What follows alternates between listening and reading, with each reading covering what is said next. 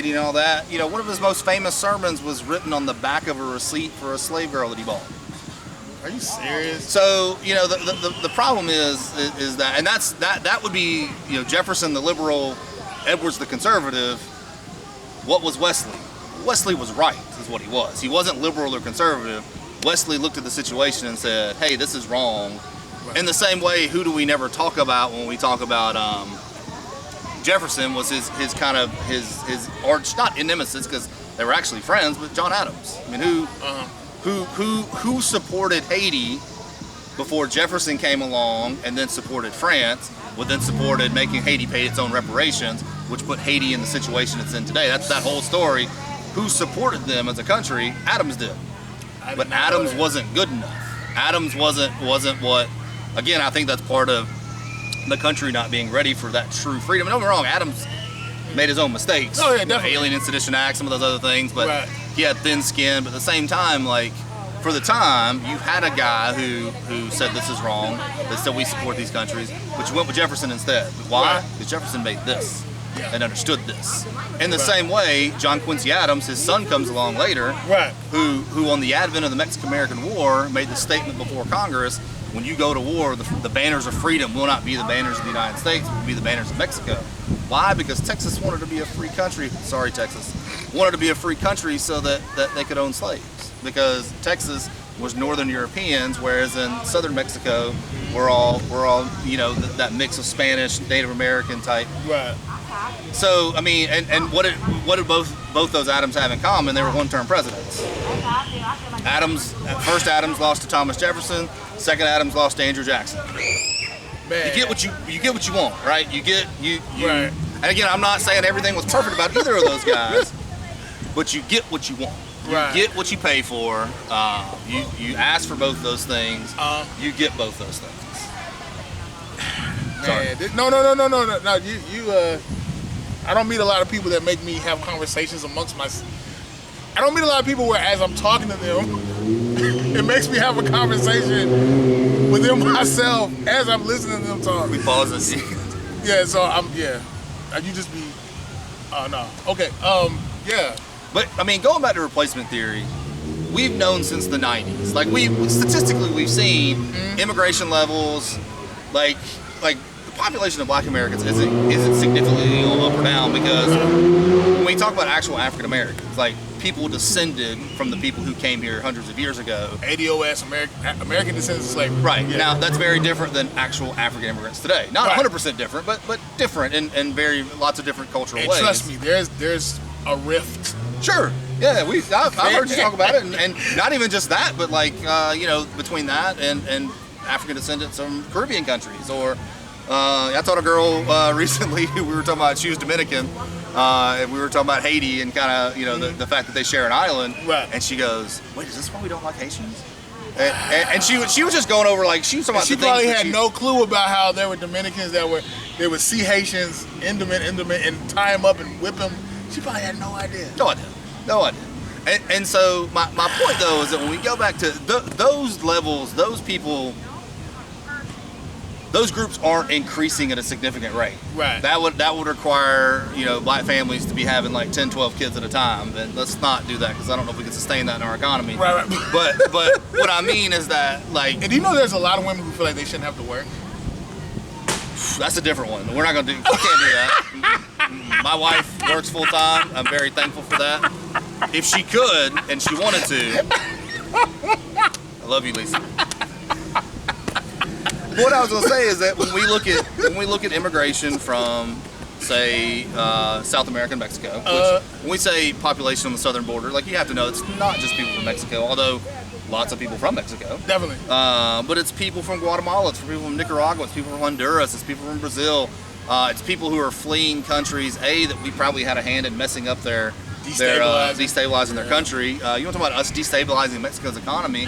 When you drop millions of tons of corn on the Mexican economy and you put all the corn farmers out of business, and then you're surprised when people start working for cartels because they have to make money. Look, I'm not saying do that. I'm just saying... You understand the economic initiative. Right, so the point I'm making, though, is that we've known for a while, because of that immigration from there, because of immigration from Asia, we've known that certain groups, like Latin Americans or whatever word we want to use for people from Spanish-speaking countries. Right. Whatever Latinx. I don't know. What we know is that I'm just laughing because sometimes I try to make sure I'm being politically correct. Sure. Go ahead, I'm sorry. That's all I'm saying is that I'm making sure I'm not saying. That's why I was trying. I don't want to say the wrong word. Right. No, I got you. What I mean though is that we've known those groups are going to be the same number as white Americans fairly soon. I mean, they say within the next 50 years this will be Sure. a brown country. But you know what? This is my thing. Or let me go ahead. While we also say that, while African Americans make up was what 13%. 13%. But we know that's not true for here. We live in Georgia, where it's 35, 40. We live in places. So yeah, sure, it's gonna be a little different if you go to Iowa or South Dakota or Michigan. Outside of the cities in Michigan. It's outside of Detroit, Flint. Yeah. But you go to I could go to Covington, which is in not the country, but it's 50-50. And I didn't know that. I thought Covington was just lily white. Look, we can talk a little bit about as black folks move into the suburbs, what happens to those suburbs. We can do that one day. I can talk about private schools that suddenly pop up. Christian private schools. I'm looking at you guys. Yeah, we saw what happened in 54 to 1970. We know what you're doing. The point, though, is that replacement theory preys on a fear that's always come with immigration or people that look different to you, and that your culture is replacing my culture. But I'm not saying it's right. I'm just saying that's what it is. It preys on that your culture is replacing my culture. Right. And that's a dangerous thing because. Go ahead. I'm thinking scientifically. Okay. I'm tapping into my scientific mind. Okay. From a microbial level to a full big organism size, everybody is competing for resources in space. Sure. I think equality is a beautiful theory. I just don't know if we have the moral fortitude to make that happen. Because at the end of the day, what is it that mafia movie, the mob movie that they're like the more we make, we're taking from other people. Yeah. So I have my own opinions on the mafia and the mob. So sorry. Right. No, you're good. I'm not. I'm just saying that to say everybody's like on survival I got you. mode. I got you. And a biological imperative is to perpetuate your genealogy. Sure. So if I'm sitting here, but again, I would go back to say we're not rats and roaches. No. Listen, I get what you're saying. I'm just saying. Okay. I get what you're saying on the microbial, the bio. I get it. But at the same time, what separates us as humans? Right. And that's the beauty. It's the art. And again, I think that's there's a Peter Hitchens. Are you familiar with him? I'm not familiar. The famous, very kind of, they called him the angry atheist. Him and Richard Dawkins, a few of those guys. I know about Richard Dawkins. Okay, he's very similar to Dawkins. Very in your face, this kind of grumpy British guy. And wait, does he wear glasses? Dawkins wears glasses. I don't think Hitchens did. Hitchens. So no, Hitchens died in the last few years. He died of cancer. Wow. But there was an interesting article. His brother, on the other hand, equally as grumpy, the same person he was, except he was Christian. And somebody asked him, and he and his brother went around the country debating the reasons for God or the possibility of God. And he wrote a really good article once. I'll send it to you. Okay. About, again, this is kind of religious, but I think it applies to a lot of this, is that people often ask him, do I think that my brother is going to become a Christian because I argue these scientific arguments to get him to have this head scientific belief in God? And he said, absolutely not. He said, what will save my brother, and the word he uses is poetry. And what he meant by that was the beauty of the gospel. It's the beauty, and I think you can say that about religion, you can say that about art. It's about appreciating what each of us has and can bring. When I can bring an old white person to this park and they can hear music going on over there, instead of going, I don't know what that is, having some kind of negative opinion, people just come and hear it and go, it's good. That's creative. That's something. I think that's where I went back to, how do we ultimately change our fundamental. You asked me how I changed my fundamental viewpoint. Is reading. Right. Reading, it can be a number of other things, but reading's ultimately the one. Images can be manipulated. We know this, right? Right. TV, definitely. internet, fakes, all this stuff. Even before we get to that, like you were talking earlier about, I forget how we got on it, but it brought up that when I teach the Cold War, one of the things I use for the Cold War is the movie Rocky IV. What? Okay. Which okay, well, it gets perfect. it. Why do I love Rocky 4? A, because unashamedly it's the most ridiculous American anti-Soviet propaganda I've ever seen. Except for Rambo 3, where he's actually fighting with the Taliban. He just doesn't say it. When Rambo, yeah. But I use the scene with the training montage. You know, every Rocky scene has the training montage where they're running, and in that scene, it's him and Drago training at the same time, and it's ridiculous propaganda. Because Rocky's he's a scientist. Yeah, he's Swedish. He's not even. He's not even Russian. No, he's not even Russian. Sorry, I don't mean to ruin that for you.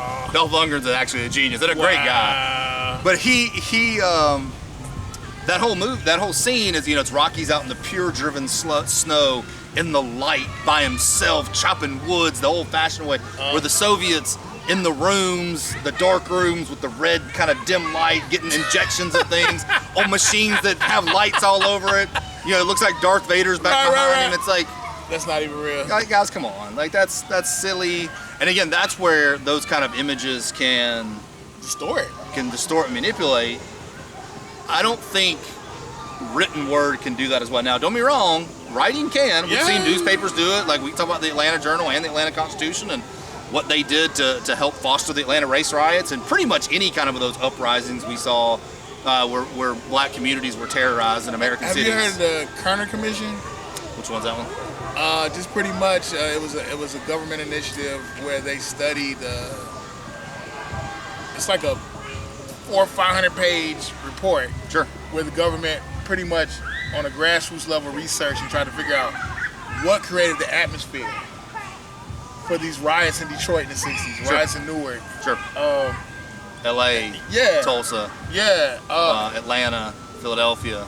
And it was the thing is that pick a city and it happened. Right, but it was this one was more centered around like Detroit in the late 60s. And they were like white supremacy. These people felt threatened. And that's going back to replacement theory. Yep. Yeah. Oh, and about replacement theory. I was thinking, you know, if I'm a 16, 17-year-old white kid, okay, love my mother, love my father, love my siblings, and I'm being told this narrative that the world is encroaching in on us, and I have to protect my bloodline. Not to say that it's right, but I think white supremacist ideology is a fear-based narrative. Sure. And you know, and I'm sitting there thinking like most ideologies are fear-based narratives. Yeah, and I'm just thinking like maybe we're just all scared. Yes. Justice and mercy. I go back to it every time. But they're about to set up. We've been here chopping it up for a minute. Definitely got to have you come back. Yeah. Appreciate you. Let's do it soon. Anything you want to say in closing? Thanks for having me. Okay. Hopefully I didn't say anything crazy that y'all are going to roast me about in the comments. If I did, let me clarify it later. Right. But I enjoyed it. Hopefully we can do this again. I enjoy this kind of stuff. Definitely. I enjoy talking about this stuff. There's a reason I'm a teacher. As much as I love teaching, I also love listening. So I like listening to you. As much as I like talking about stuff, I like listening to you and putting. You were talking about having those internal conversations. I'm having those as well, and I like to have them. And you know, there are things I'll go back that commission. You just told me about it. I need to go look that up because I don't think I've ever seen that before. And yeah, I just came across. And that's the cool thing is that knowing we don't know everything. Yeah, and even like we're both history majors. We're both people that there's still things that people say all the time. You've ever heard of this? Not really. And I can't know everything. You can't know everything. Having the humility to go, you know what? Let me go look.